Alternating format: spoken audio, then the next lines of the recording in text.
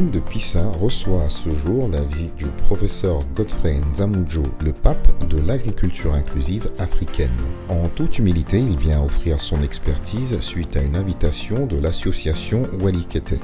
Cette association de droit français créée le 24 octobre 2020 par certains membres de la diaspora centrafricaine et leurs amis se base sur le potentiel agricole du pays pour apporter une réponse systémique aux enjeux de développement tels que la pauvreté, l'insécurité alimentaire, l'exode rural, le chômage, l'autonomisation des femmes et le changement climatique.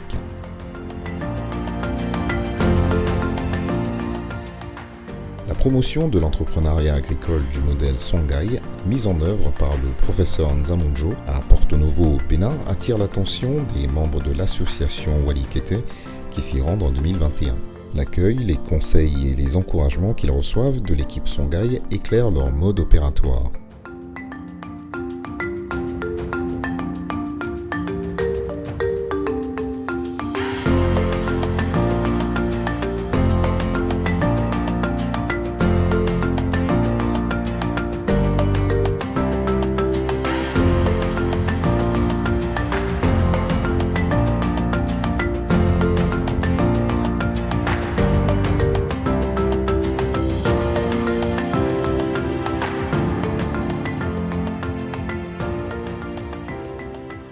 Fort de cette expérience, les membres de Walikete décident, par l'intermédiaire de leur présidente, Isabelle Cuisonnier-Kouzou, de créer la Fondation Tongolo le 2 décembre 2021 à Bangui. Cette association de droit centrafricain dispose désormais de l'agrément nécessaire pour exercer dans le pays. Deux activités principales sont déjà prêtes, à savoir créer un centre de formation de jeunes et de femmes à travers les activités agro-pastorales, développer des programmes de recherche ciblés en nouant des partenariats avec des entreprises et des organismes. Le choix du site pilote Tongolo dépasse largement les attentes du professeur Godfrey Nzamundjo. Propice à l'accueil de différentes activités agro-pastorales, il offre aussi, par sa superficie, la possibilité de conserver des zones agroforestières. Les unités de transformation, les zones administratives et celles réservées à l'épanouissement sportif et culturel augurent des pouvoirs de changement et de transformation que le centre compte exercer dans toute la commune de Pissa. Le centre pilote Tongolo prévoit de réhabiliter certaines structures de production de la région, comme la briqueterie de Boyali. L'acquisition du site, grâce à l'intermédiation de Jean-Luc Willy-Bureau, un des membres fondateurs de l'association, déclenche la mise en œuvre des projets de la Fondation Tongolo. C'est à cet effet que le professeur Godfrey Nzamundjo se rend ici dans le village de Bombé, à 65 km de Bangui. Deux responsables techniques béninois de sa structure l'accompagnent. Ils étudient la faisabilité de l'implémentation d'une ferme mère selon le modèle Songhai. Leurs études et travaux de diagnostic terrain vont déterminer l'ensemble des infrastructures et des activités à développer. Tout cet ensemble doit concourir à l'émergence locale d'une économie agro-pastorale. Écoutons les extraits de sa passion sur les thèmes tels que le choix des plantes. Où sont les gens ici? Il n'y a pas de racines, hein? Si, à la gâchis. Racines, on a dit. On donne le sol, il n'y a rien. C'est le sauvage. Mais ça veut dire qu'ici est riche pour produire du viande. Oui. Ok. Ce que c'est vraiment vrai. C'est des sauvages. Mais au niveau de ça là, si c'était des non sauvages là, ça va donner beaucoup de grosses choses. On fait des photos. On fait des photos de ça. La qualité intrinsèque du sol. Regarde encore. C'est ça la vie. C'est comme on mesure la fertilité du sol, c'est comme ça. On peut ajouter maintenant, on va regarder, c'est à moins de ça, on sait ce qu'on va ajouter pour rebooster encore ça. L'importance du maintien de l'écosystème endogène. Y compris ça. Ça fait partie de ça. Donc, la fertilisation du sol dépend de l'écosystème. L'écosystème tropical et équatorial continue à dégrader.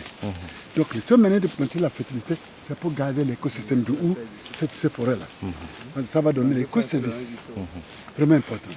Donc, si on réussit ici, partout, non seulement en Afrique centrale, Afrique de l'Ouest, Afrique australe, on peut réussir à renverser les dégradations, comme je disais au ministre. Donc, vous voyez, vous coupez les arbres ici demain, première pluie, ça les cible, c'est parti. Désertification, qu'on là-bas pour le faire, et tout est mort. Tout est mort. Mais ce n'est pas l'Europe. L'Europe, la structure est différente. Il faut couper, c'est encore fertile. Mais pour nous, on coupe, on détruit l'écosystème, tout est parti. D'où l'agriculture au pays comme ça, c'est l'agriculture contextualisée dans l'écosystème qui maintient sa fertilité. C'est l'intégration. Sa fertilité ne dépend pas de ici, là, ça dépend de partout. Là. C'est comme ton corps, ça dépend de tout ça. Il faut que les gens comprennent ça. C'est ce qu'on a vu ici, même si c'est les choses qu'on a vues dans cette visite, c'est plus important pour nous. Tu ne peux pas trouver enterrer le sol mieux que ça. Couper ça là pour nous d'abord. Sur la fertilisation du sol. Petit en haut là. Commence à couper là. Beaucoup. Luc, tu vois ce qu'on a fait une chose là? Oui. C'est la même chose. Ok, continue à petit. Vous allez démarrer ici un processus de fertilisation qui va prendre prébiotique. C'est prébiotique qu'il faut booster là. Donc maintenant ce qu'on a coupé maintenant pour mettre ça dedans. Ok. Donc les deux marchent ensemble, c'est la symphonie.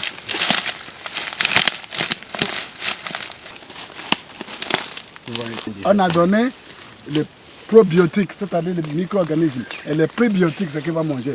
Donc nous avons probiotiques, qui est le qu'on a vu dans le sol, et champignons et bactéries, plus encore prébiotiques, c'est ce qui va le nourrir, qui est complexe. Il y a l'azote, il y a des sels minéraux, il y a tout ça, il y a le carbone. Donc ça va exploser d'ici une semaine. Ce qui est bien, il n'y en a pas trop, ça continue à améliorer, changer les structures, les textures. Donc c'est une des raisons, vous voyez, quand on appelle là-bas, ce n'est pas trop mouillé, ce n'est pas trop chaud. C'est le meilleur sol parce qu'on a trouvé au niveau de structure et les textures qui est optimal. Si on mesure le pH, ça c'est à peu près 7 pH. Je suis sûr. C'est le meilleur, s'il vous plaît. Regardez, Jean-Luc. Donc je vais faire une cérémonie. Jean-Luc, vous avez dans votre main l'avenir de l'Afrique.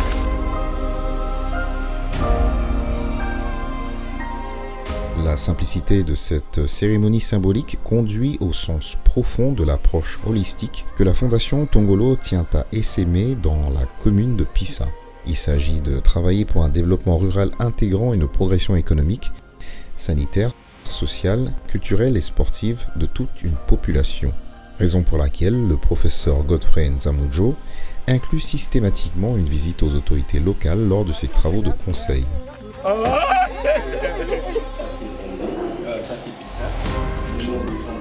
Son engagement ne se limite pas à une simple démarche entrepreneuriale. Il faut ajouter à chacun de ses projets auprès d'une population la ferme volonté d'enseigner, de transformer et d'innover. D'abord, je vous dis grand merci. Vraiment. Ce projet, c'est différent. Ce n'est pas un autre projet que vous êtes habitué, où on empêche les gens de mourir sur perfusion. Ce n'est pas ça. Vous venez des horizons différents, mais des regards croisés, on peut voir plus clair, on peut voir plus loin. Donc nous avons amené Songhai à mettre ça, parce qu'on a fait ça depuis une trentaine d'années. On a quelques expériences qu'on va mettre sur la table. Vous les élus, vous tout le monde, surtout les gens qui ont le projet, on va mettre à leur disposition ce que nous avons pour qu'ensemble, on va cuisiner. C'est un nouveau départ, j'appelle ça un nouveau départ. Un nouveau départ qui va être inclusif, qui va toucher les vrais problèmes de la jeunesse, des femmes, de l'environnement, pour que nous puissions vivre dignement désormais. Vivre dignement est le vœu prôné par le père fondateur de la République centrafricaine, feu Barthélemy Boganda, une icône à qui le professeur Godfrey Nzamujo tient à rendre hommage. Le mausolée dédié à sa mémoire se trouve à Bobangui, un village appartenant également à la commune de Pissa.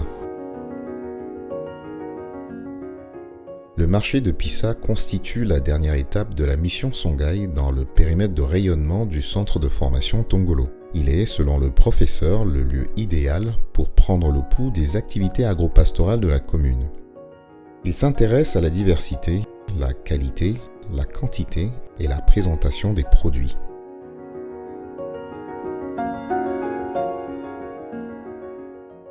La présence de la délégation Songhai se répand vite dans les autres sphères du gouvernement centrafricain. Outre les personnalités du monde agricole qui tiennent à la consulter, l'organisation d'une série de visites de courtoisie s'impose dans son agenda.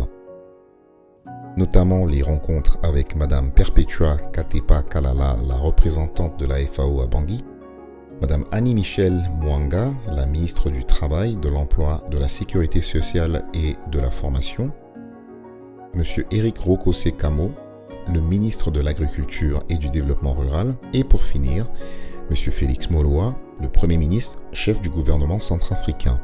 Toutes ces personnalités saluent l'implémentation du modèle Songhai dans le pays. Ils encouragent la Fondation Tongolo à tenir bon pour l'apprentissage de ce modèle d'excellence pour l'agriculture, pionnier de l'agroécologie et du biomimétisme en Afrique.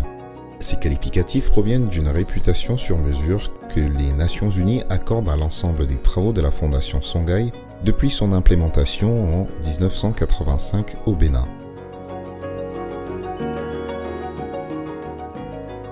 À la suite de cette visite en République centrafricaine, la délégation Songhai formule une proposition technique et budgétaire à la Fondation Tongolo.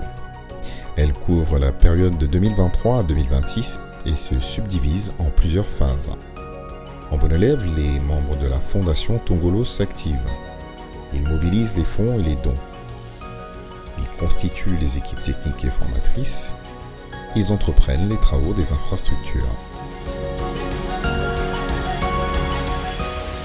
La présidente, Isabelle Cuisonnier-Kouzou, conduit la mission du lancement des activités de la Fondation Tongolo. Le centre pilote du village Bombé peut désormais diffuser, à travers la formation et le développement des coopératives, des techniques et des pratiques innovantes. Elles sont respectueuses de la nature dans les différents aspects de l'entrepreneuriat agro-pastoral, de l'entrepreneuriat économique social et solidaire. Le centre Tongolo débute ici dans la commune de Pissa, sa vocation d'incubateur d'initiatives économiques intégrant le numérique dans le monde rural en Centrafrique. Il sollicite vivement le concours des organismes et institutions pour offrir à cette jeune population l'ambition de vivre dignement.